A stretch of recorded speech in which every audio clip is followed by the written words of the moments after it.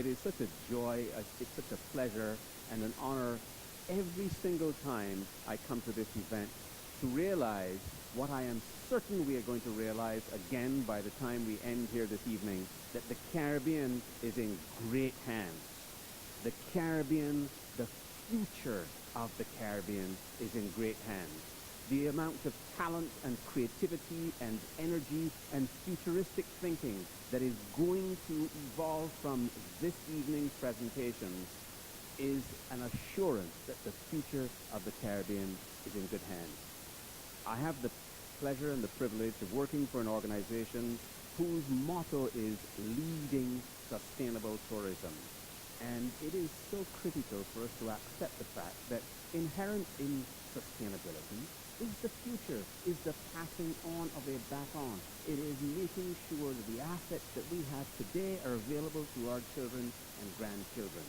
And it is that precise platform on which these programs in the Students' Colloquium stand. So it's a proud moment every time we come to this event to see so many young faces. The future of Caribbean tourism is in the hands of the people who are in these seats. And so as we get started, I want to ask for a resounding round of applause for every student and every teacher and every coach.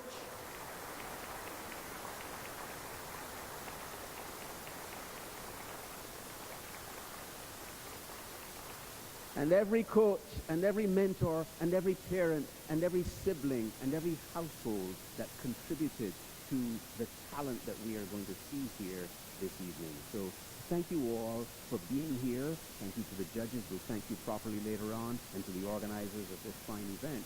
And it is now my honor to declare the 2018 Students' Colloquium officially open.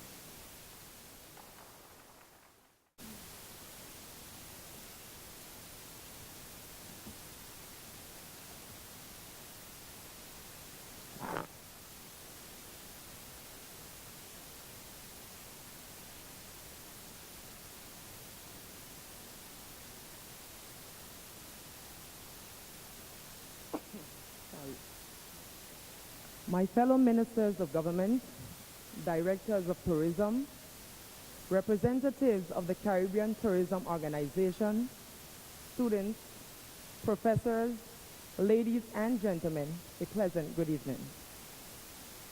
I am very pleased to have this opportunity to address this forum today, as I believe that you are our most important audience during these series of activities that make up Caribbean Week in New York. I would like to begin by extending my sincere and heartfelt congratulations to all the participants this year, and in particular to our finalists, the teams from the University College of the Cayman Islands, the University of the Bahamas, New York Monroe College, and the University of Technology, Jamaica.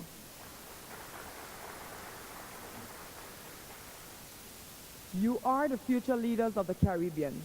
We hope that you will choose to remain engaged in tourism relative activities, as our industry needs your talent and expertise, your energy and creativity. Tourism is, after all, a highly competitive global multi-billion-dollar industry.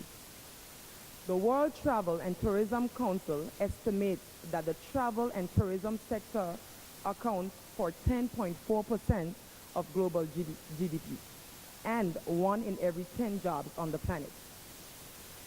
It is, for many of our island nations, our most important economic sector and revenue generator. We need to attract our best and brightest to become tourism professionals, and we need to take ownership of our industry.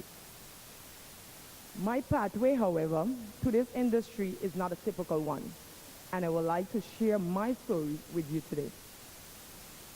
I was born on the beautiful island, Paradise Island of Saint-Martin, on November 4th, 1983. I came from a single-parent home, lived in a 3-bedroom home with 8 siblings, and our mom who lived from paycheck to paycheck, making sure we lacked nothing and had a great education.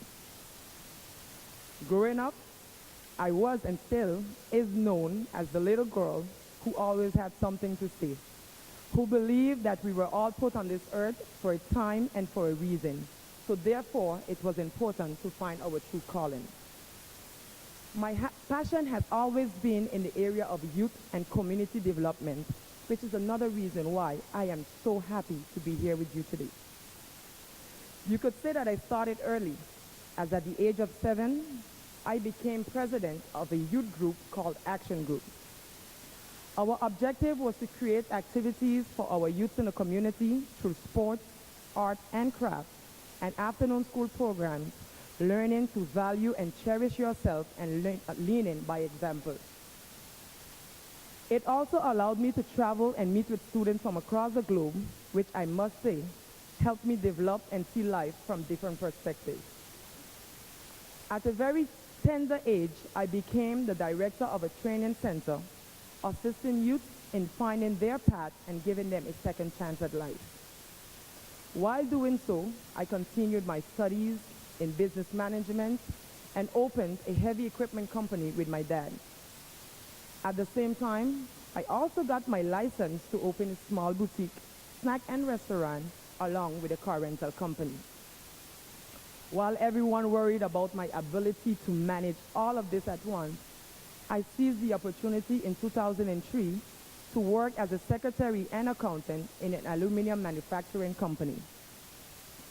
I worked there for 13 years, 8 to 4 every day non-stop, from Monday to Friday, and reached to a point where I used to tell my best friend, I believe they should just sell me this company, as I found myself doing more work than the boss himself.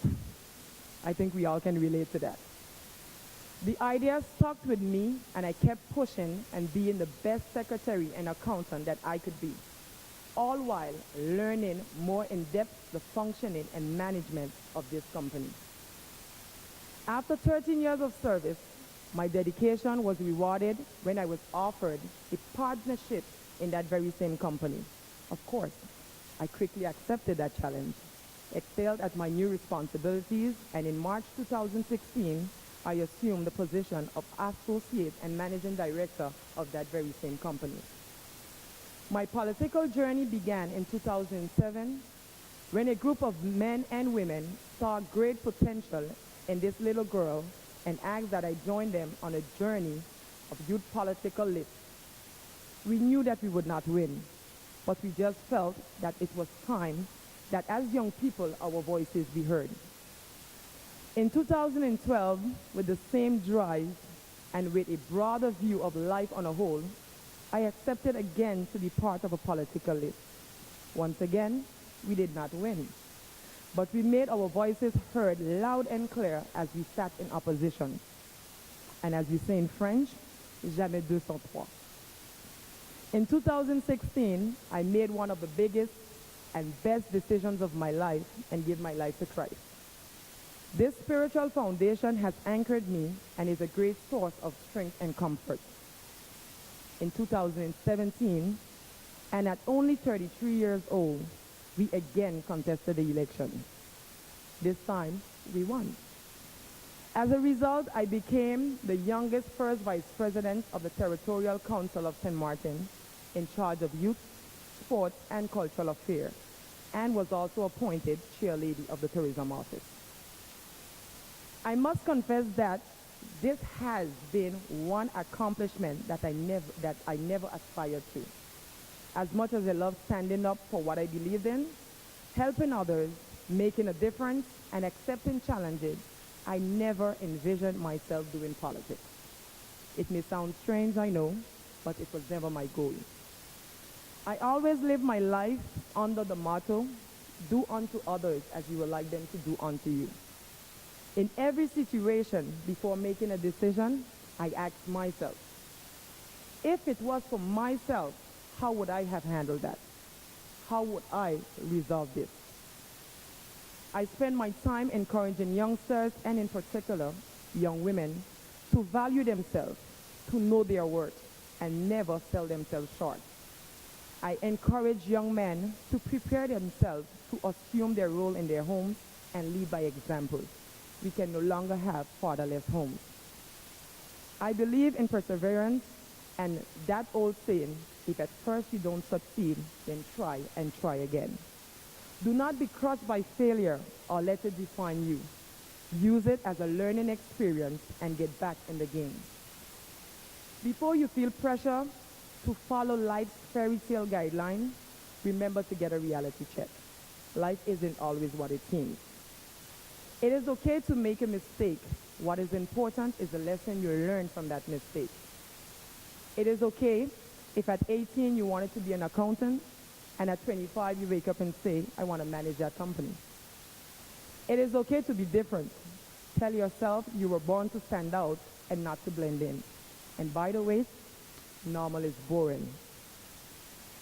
Throughout life journey, remember to remain humble and focused. Each and every one of us was put here on this earth for a time, a season, and a reason. Who said life story? Your life story was one that everyone painted. First, you're going to get all your degrees, then you're going to get that perfect job, then you're going to find that perfect spouse, then you both will get married, then buy that big home, then have kids, and then of course live happily ever after. Now, as much as that sounds great, some of us need to know that that's not our story. And you know what? It is okay.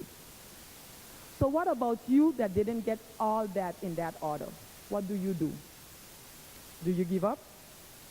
Know that life continues and we need to be grateful for life and know that it is not important how we start, but indeed how we finish.